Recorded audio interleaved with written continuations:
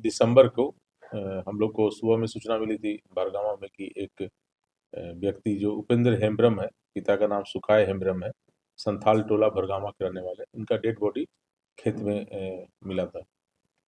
Police का team पहुंची और उसके साथ साथ वो डेली प्रतिदिन सुबह 4 बजे भैंस को, अपना 2 भैंस था उसके पास, चराने के लिए ले जाता था और 6 बजे सुबह 6 बजे तक 2 घंटा चराने के बाद वापस घर आता था। घर नहीं आने के बाद ही उसके परिवार वाला जब खेत में गए खोजने तो देखे वो मृत अवस्था में वो पड़े हुए थे। तो तत्काल सूचना पुलिस को दिया गया। पुलिस जब गया तो ये प्रथम दृष्टया ये लग रहा था दोनों भैंस उसका गायब था, जबकि दोनों का भैंस का जो बच्चा था दोनों वो वापस घर पे अपने आप चला आया था। तो ये प्रथम दृष्टया ये लग रहा था कि भैंस चोरी करने के क्रम में किसी के द्वारा इसके अपराधी किया गया और इसको मारपीट करके मारा गया है। आसपास के जितने भी पूर्व से जो पशु चोरी के केसेस में आरोपित हैं उन सब पर निगरानी रखा गया और सभी का कॉल डिटेल्स वगैरह सब निकाला गया। तो उसमें सस्पेक्टेड संदिग्ध अवस्था में कुछ लोग दिखे जो अर्राहा और सुपौल के रहने वाले हैं, जो पीओ पर आए हैं, फिर वहाँ से वापस गए हैं।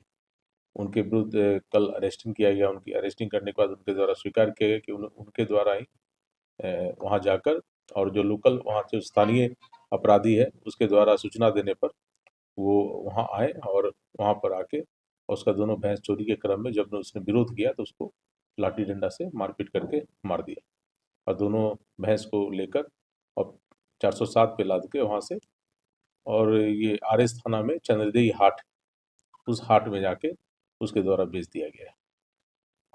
कितने अभी लोगों की गिरफ्तारी हुई है? अभी 4 लोगों की गिरफ्तारी की गई है, जिसमें 3 अभियुक्त जो 2 अर्राहा फारबिसगंज के हैं, 1 सुपौल का है।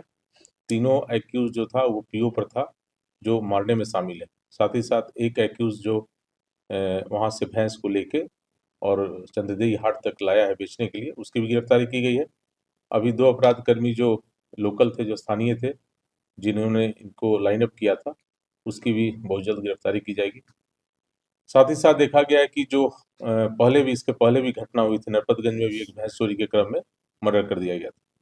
तो आए दिन ये इस तरह की घटना हो रही है भैंस चोरी का, और वो कहीं न कहीं हाट के द्वारा ही उसको बेचा जा रहा है।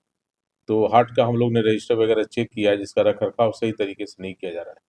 उसको भी हम लोग सही तरीके से कराएँगे। चोरी की घटना, जानवर चोरी की, पशु चोरी की घटना बढ़ती जा रही है।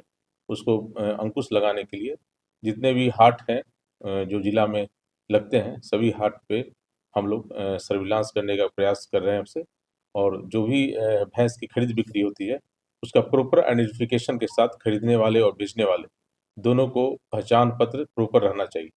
नहीं होने के कारण अपराधी फिर नहीं पकड़े जा